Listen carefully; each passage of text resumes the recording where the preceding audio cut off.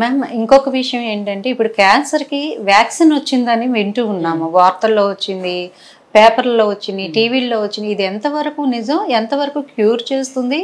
ఈ వ్యాక్సిన్ నిజంగానే వచ్చిందా, ఇండియాలో ఉందా లేదా, ఇప్పుడు ఎట్లా?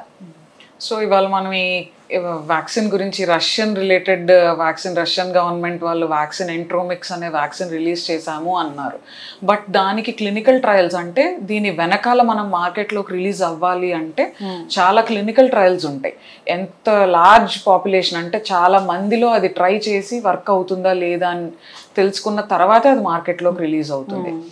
ఇప్పుడు వాళ్ళు phase 3 ట్రయల్ అయిపోయింది అని అన్నారు, బట్ అది రిలీజ్ అవ్వడానికి చాలా టైం పడుతుంది. ఇక్కడ నుంచి అది రావాలి అంటే కూడా వాళ్ళ చాలా అప్రూవల్స్ ఉంటాయి, వాళ్ళ గవర్నమెంట్ అప్రూవల్స్ ఉంటాయి, ఇండియన్ మార్కెట్స్లోకి రావడానికి చాలా టైం పడుతుంది.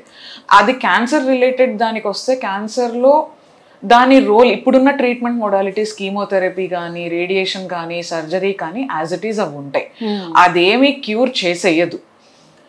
రాని వాళ్ళల్లో మనకు ఆ వ్యాక్సిన్ ఇస్తే ఏమైనా బెటర్ ఉంటుందా అంటే దెర్ ఇస్ నో డేటా. ఆ వ్యాక్సిన్ ఇస్తే అదేం మన క్యాన్సర్ రాదు అనే డేటా అయితే లేదు. వచ్చిన వాళ్ళల్లో ఏంటంటే అది క్యూర్ చేస్తుందా లేదా అంటే ఇమ్యునోథెరపీ రకంగా కొంత ఎఫెక్టివ్ గా ఉండొచ్చు, బట్ దాని వల్ల క్యూర్ అయిపోతుంది క్యాన్సర్ అనేది అయితే డేటా లేదు ఇప్పటి వరకు. అందులో అది మనకి రావడానికి చాలా టైం పడుతుంది. సో దానికి మనకి క్యూర్ అయిపోతుంది, ఒక్క వ్యాక్సిన్ తీసేసుకుంటే మనకి ఇంకెప్పటికీ క్యాన్సర్ రాదు అనుకోకూడదు. సో ఇప్పుడున్న ట్రీట్మెంట్ మొడాలిటీసే ఉంటాయి ఫ్యూచర్ లో.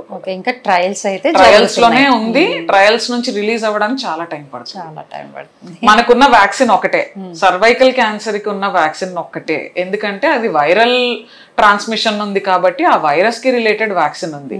మిగిలిన ఏ క్యాన్సర్స్ వైరస్ వల్ల వచ్చేవి కాదు, అన్ని జన్యుపరమైన క్యాన్సర్. సో వ్యాక్సిన్ లేదు, వాటికి వ్యాక్సిన్ లేదు. ఒక మొత్తానికి మాకు ఒక డౌట్ ని క్లియర్ చేసేసారు. Thank you ma'am. Thank you.